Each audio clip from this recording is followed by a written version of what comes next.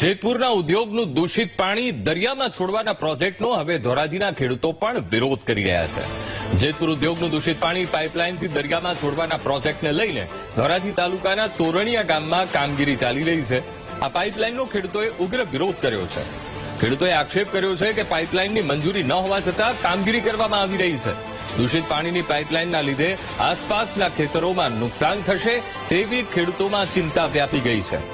જેતપુરના ઉદ્યોગ માટે અધિકારીઓની મિલીભગત હોવાનો ખેડૂતોએ આરોપ લગાવ્યો છે. ત્યાં ઉબેણમાં પાણી આવે છે કેમિકલ્સનું, પાટગામ બાવા પીપળિયાનું, ફિલ્ટરનું. હવે ત્યાં ફિલ્ટર થતું જ નથી. જે આજ વર્ષો ત્યાં ઉદ્યોગ હાલે છે, મને તો એવું લાગે છે કે આમાં ભાઈ રાજકારણી માણસો રોટલા શેકે. એને નથી ખબર પડતી અધિકારીને કે આ નથી હાલતું જ ન હકાય એમ. ખેડૂતને નુકસાન જ થાય છે. રાજકારણીને કહું છું મીડિયાના માધ્યમથી, અને અધિકારીને કહું છું કે આ તમને નથી દેખાતું ભાઈ ઉબેણનું પાણી.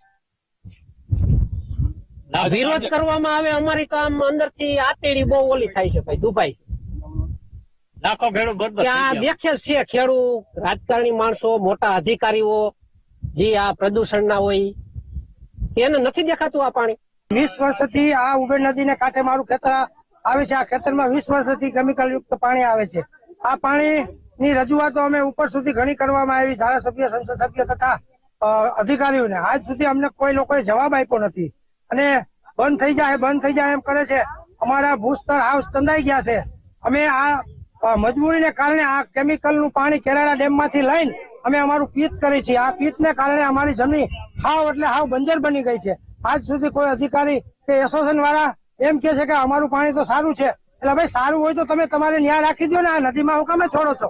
આ નદીમાં છોડવાનો અધિકાર કેનો છે? આજ સુધી હજી અમે ઘણી રજૂઆતો કરી, હજી સુધી અમને કોઈ જવાબ આપ્યા નથી. આજે શું વિરોધ હતો તમારો? આજે અમારો આ પાઇપલાઇન, આ લોકો પાઇપલાઇન અમારા ખેતરોમાં નાલી ગાળી નાખવાના છે. આ અમારા ખેતરોમાં પાઇપલાઇન નાખે, બાજુમાં કેમિકલનું પાણી નીકળે. એટલે અમારે તો આ ભૂખ ભેળા થઈ જાવ ને. અમારા છોકરાની આજીવિકા અમારે કેમ ચલાવવાની?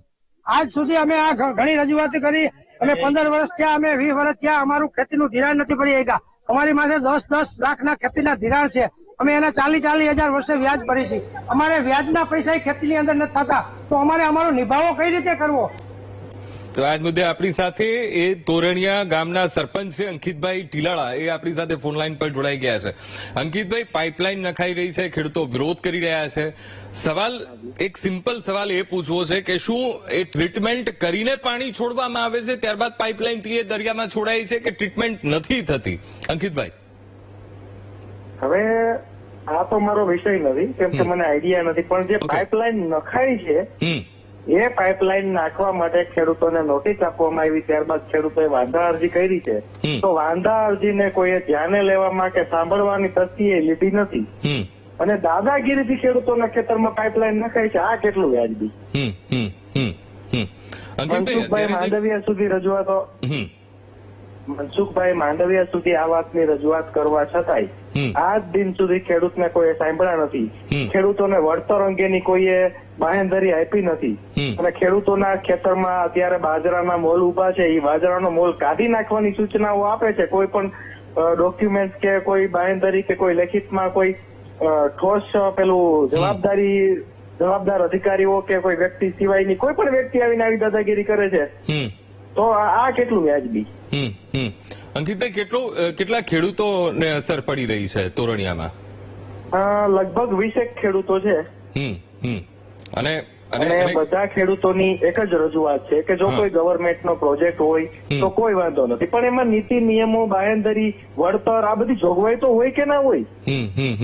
કોઈ જવાબ આપવા તૈયાર નથી. મેં પોતે ડોક્યુમેન્ટ માંગેલા કે ભાઈ તમે વળતર અંગેની જોગવાઈ, તમારું ટેન્ડર, જે કઈ ડોક્યુમેન્ટ હોય એ બતાવો. આજ સુધીમાં કોઈ પણ વ્યક્તિ એક પણ ડોક્યુમેન્ટ બતાવવા રાજી નથી. જેપીસીબીના અધિકારીઓ શું કહે છે અંકિતભાઈ?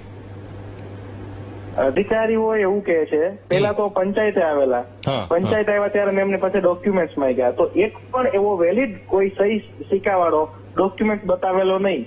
ફક્ત એમના પેલા પેમ્પલેટ ટાઈપના ડોક્યુમેન્ટ બતાવે છે, અને બાકીના ડોક્યુમેન્ટ એકબીજાને ખો આપે છે કે અમારા પેલા અધિકારી આવે, તમે ત્યાં અમારા ઓફિસે આવો, અહીંયા અમે તમને ના બતાવી શકીએ, તમને આમાં જે કઈ તકલીફ હોય વાંધા અરજીઓ કરી છે તો વાંધા અરજીઓનો જવાબ આપો, સોલ્યુશન કરો, ત્યારબાદ આગળ વધો ને.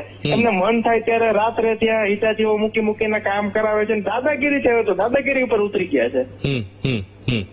તો ગવર્મેન્ટની ગાઈડલાઈન પ્રમાણે ચાલે તો એમાં બધાનું હિત જળવાય.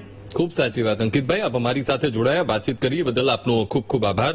તો સરપંચ પોતે કહી રહ્યા છે કે વાંધા અરજી કરવામાં આવી છે, એનો પણ સુદ્ધા જવાબ નથી આપવામાં આવતો. અધિકારીઓ પણ ગોળ ગોળ વાતો કરી રહ્યા છે.